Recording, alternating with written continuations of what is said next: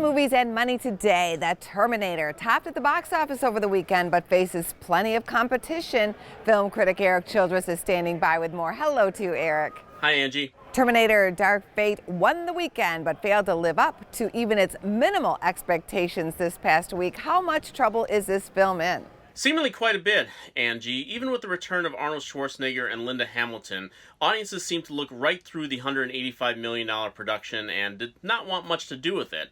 Taking in just $29 million over the weekend and another $94 million internationally, Dark Fate is not looking at a positive track to reach the $500 million it is going to need to turn a profit.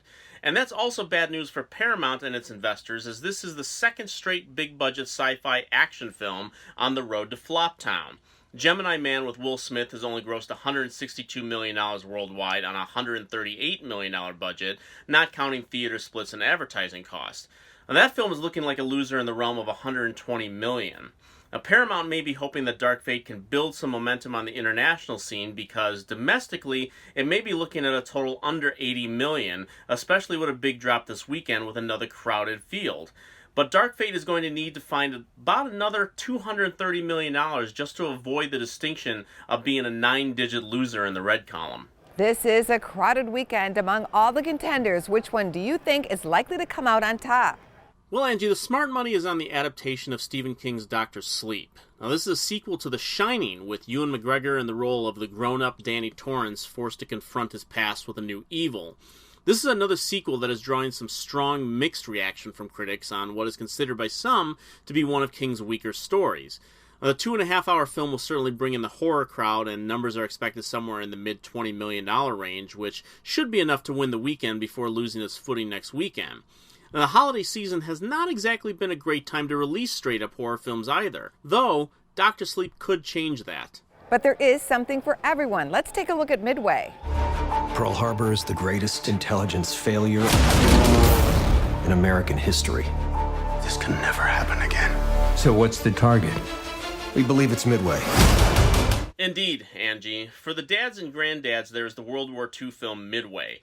It wasn't enough that Michael Bay did his own version of Pearl Harbor, but now we have Roland Emmerich giving us his, or at least the events right after. Emmerich has made a career out of fictional disaster movies like Independence Day, The Day After Tomorrow, and 2012, so there's not a lot of hope that he is going to deliver much more than a technological spectacle of real-life destruction. The $100 million budgeted film is the most expensive that Lionsgate has released since Power Rangers, which ended up being a failure, and this does not seem like a bet that is going to pay off either, since this is more an American story, and that may limit the international intake on this one. Well, almost last on your list is Last Christmas. Here's a peek. Oh, you! Again. What do you mean again? Did you follow me here? Are elves always so cynical? Yes, relentlessly. These are dark times. I'm Tom. Kate?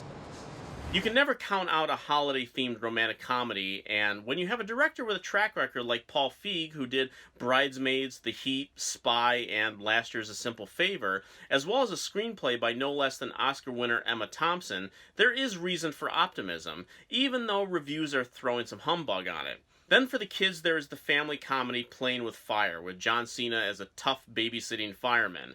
It seems it is part of every professional wrestler's acting career to take on one of these roles. You will find similar titles on the resumes of Hulk Hogan and Dwayne Johnson. The film is being released by Paramount, and as it is likely to come in fourth amongst the newcomers this week, they're going to have to look forward to 2020 to erase the failures of Gemini Man and Terminator Dark Fate off the books. Much to look forward to. Thank you so much, Erik. Thank you, Angie. For more Business First AM, check us out on social media. We're on Facebook, YouTube, and Twitter. And go to businessfirstam.com for where to see our show on TV.